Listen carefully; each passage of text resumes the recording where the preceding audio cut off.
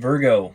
Hi, Virgo. Welcome to your weekly reading that is also timeless on Terra Firma Thursdays. Every Thursday for you, Virgo. I am here. We are going to take 3 cards, General Energy, using this Baroque Tarot right here. We're going to clarify with the Wild Unknown Pocket Edition, and then get 3 cards of outcome from the Baroque once again. You saw the Baroque last week if you happen to tune in. And by the way, if you're returning, welcome back. Hello, hi, thank you for being here. If this is your first time, hello, welcome. You're first up today. So this is both a blessing and a curse because my first reading of the day is always a little bit clunky. But if you ain't first, you're last. So you're technically winning. Okay, Virgo. We're kicking it off with the 5 of Wands, it would appear. 5 of Wands. All right. We've got the Ace of Swords. And we've got the 3 of Pentacles. Okay, underlying energy is the Emperor. Okay, Virgo. Yeah, you're kind of, I think you're just in a place where you're sort of, you're just tired of accommodating people. I think you're tired of accommodating people. I think you're tired of the runaround. I think you're tired of the BS. Basically, the time for the debate here. You can see this 5 of Wands. They're kind of like all coming together and having some form of debate or group discussion. But the general idea is the Wands being about passions and things like that. It's like you have conflicting passions, clashing with one another. The truth revealed through clear communication is what the Ace of Swords is all about. And I feel that basically you've reached a point where there's been some form of clarity of what is actually going on, and you're done with it because you've got work to do. You're looking for people to collaborate with that are up to the task. And I think you're just kind of over dealing with all the chatter and all the silly shit. So Virgo, that seems to be the general energy here. But let's get some clarification for you, starting with the 5 of Wands, starting with me awkwardly almost throwing my cards. All right, looks like we already have them here. Okay, clarifying the 5 of Wands, we did have the Ace of Swords come out again. So we got the Ace of Swords out twice right away. This is very, very important. I think this is a key pivotal element of this reading, is that the clear communication revealing truth. We have the Hanged Man. It's something that causes you to see things from a different perspective. So whatever this moment is, this is an aha moment, and it's really going to show you something that you hadn't previously seen. And then look at this, 3 of Pentacles. So the 3 of Pentacles is out twice as well. You're seeing something from a new point of view about a task that you want to achieve. I think it's going to bring about more success for you. You want to collaborate with people, again, who are competent, honest, and integral, and have the skill set that you're needing in order to make this happen. And like I said, I do feel like you're sort of moving away from all of those energies. We have the Knight of Swords on the bottom, or the Son of Swords. Fastest knight in the deck. I think there's some slicing and dicing going on, Virgo. So that's interesting. This could fall into an area of your life that is around your work or career. It could be around a passion project of some kind. Could even be within a relationship. Maybe there's, where you and another person are heading, something like that. I don't know yet. Let's get a little more clarity. Take it as it resonates, but let's see if we can get a little more info here for you, Virgo. All right, clarifying the Ace of Swords. One more shuffle. All right, clarifying the Ace of Swords. Empress. Okay. 2 of Cups. And the King of Swords. Okay. Underlying the deck is the 9 of Cups. 9 of Cups is happiness. It's bliss and harmony and happiness. It's generally thought of as more of an energy of an individualistic nature. So it just means that you are finding happiness. I think you're finding a sense of empowerment in this logic and reason and rationale that you're embodying. This King of Swords energy, Virgo, is something that you're stepping into, which is just very rational. The King of Swords combined with that Ace of Swords, it's like emotions and passions aren't going to get in the way of what is. Like, you have a very clear understanding of what is. I think that's great. I think that the way we saw the Emperor underlying here, and we have the Empress now, it's kind of suggesting to me that what you're looking for is effectively somebody that you can build an empire with. It doesn't have to be romantic. Like, I can see that with this Two of Cups in this deck, it's got the roses, and it does imply some form of romance. It could be, but this is also just speaking to the fact that what you're desiring is a partner to build an empire with.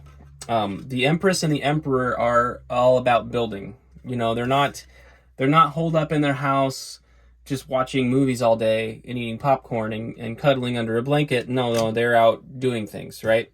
Virgo, and not that there's anything wrong with cuddling under a blanket. I like to cuddle under a blanket. Yeah, absolutely. Sign me up. I do want to go do things too, though. And I feel like basically this is kind of where this comes in. It's like you are recognizing, like, yeah, perhaps in the past you've had relationships like that. They've been really fun. They've been very pleasurable, very enjoyable, but nothing was getting done. It's a very tricky and difficult trap to fall into, where, you know, when you're with a person, it can be really enjoyable, but nobody's moving forward in life. And part of a real valuable partnership is being able to grow together and move together, you know, and evolve together. So, and that's in business too. Like I said, you may have a cushy, perhaps your career life is reasonably cushy, but there's a ceiling, a glass ceiling of sorts. And maybe it's not going anywhere. This is interesting. I had started shuffling here, and we had the Emperor come out to say hello. So we've got the Emperor emphasized right next to the Empress. So we are clarifying the Three of Pentacles, which is all about collaborative hard work, what I was just speaking of, right? And growing together. We have the Emperor. We have Strength. This is Leo, by the way. Leo energy here. And we've got the Ace of Cups. Virgo, we got the Ace of Cups. Okay. Yeah. If you're in a relationship right now, are you going anywhere? If you're not in a relationship right now, it's very, very critical to understand that it's very important to be able to go somewhere with it. So you want a person who's got a purpose. Underlying the deck is the Lovers, Virgo. So we have a lot of collaborative energy here. Soulmate energy here. This is also Gemini, by the way. So with the King of Swords here and the Lovers, maybe it's an air sign that you're looking for. Potentially a Gemini, Virgo. I'm not so sure how that would work. But hey, take it as it resonates. I don't know. It could just be an air sign in general. Or a fire sign, because we have Strength here as well. That's Leo. It is Leo's season, by the way, so maybe that's speaking to timing a little bit. But basically, you've got what I'm seeing, though. And the Emperor, by the way, is Aries, so this is two fire signs. What you have here is a potential Emperor that is maybe going to come forward with an offer. If you are of the feminine persuasion, this will resonate, but I mean, gender roles can be reversed. Maybe you're looking for an Empress, you know, take it as it resonates. An Empress ought to be about their business too. And I don't mean in the sense that, you know, well, let's not get into that. We'll leave that for another day. I think if you are looking for an Empress, you know what an Empress is and you know what you're looking for, because you're an Emperor, for starters. And you're a rational person, and you're not going to let stupidity get in the way, are you? No. Gentlemen, we're over this. Gentlemen are over the games. Okay, so Where am I going with all this? Into rant mode, apparently. But you're looking to build something, clearly, very clearly. And something could be on the horizon for you. Something very important. I love that. The Lovers on the bottom. That's great. You're done playing games. I think, Virgo, that's the gist of this so far, is you're done playing games. You're getting rational and you know what you want now. And it's like you're looking for a real one. You're looking for a real one. No more games. I love that. I love that. Let's get a potential outcome for you. I was actually talking to my girlfriend this morning about the concept of twin flames and soulmates a little bit. Was spurned on by I'm not through it yet because it's like 3.5 hours long, but I was watching the Leo King, and he's doing spiritual daddy podcasts, which are basically for the divine masculine. Essentially, they were talking about twin flames a bit. I definitely was musing on it this morning and talking, and we kind of had the same idea. It's like the runner chaser dynamic is not good for anybody. It's not healthy. It's just not. Somebody that is meant for you is somebody that's going to help build you up. Somebody that's going to help you with your purpose and your mission. They shouldn't distract you from your mission. They should help propel you on your mission. That is absolutely key. And basically, this notion of twin flames, the amount of truth that it has to it, there is some truth to it. It's just grossly overemphasized in tarot land and spiritual community at large. I think you're looking for a partner. Period. And you may have a soul contract or a soul connection or a soul mate that may not be lifelong. It may be a season of life. There's just things like that we have to understand. That doesn't mean just go out and date anybody.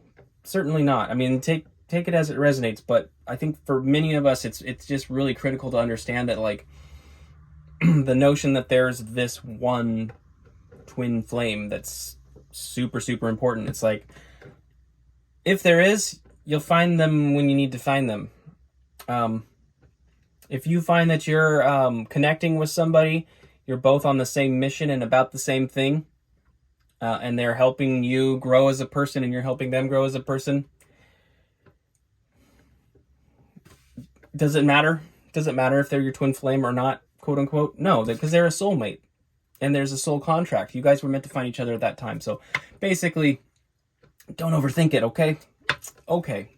Ace of Wands. We're kicking off the outcome with the Ace of Wands. That's brand new perspective, a brand new inspiration. And we have 3 aces out, by the way. Ace of Swords, Ace of Cups, Ace of Wands.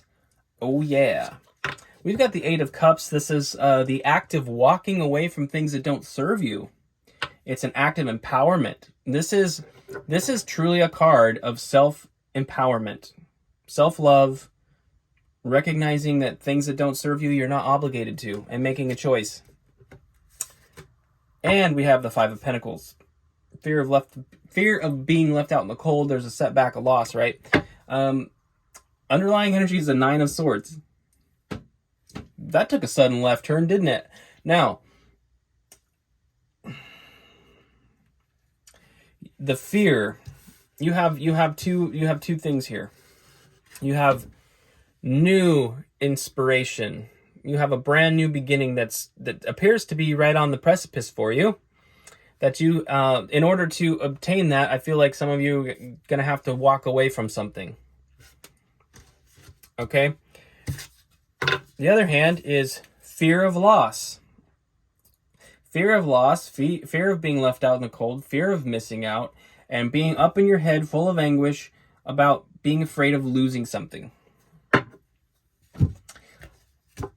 Virgo, I'm going to turn it back to you at this point. I think that what's essentially going on here is you have to make a decision in your heart of hearts if you're going to let go of something in order to pursue something new, to aim higher, to grow, or if you're going to stay in the status quo, sitting on the couch watching movies and not going anywhere because you're afraid of loss. You're afraid of maybe being alone, things like that.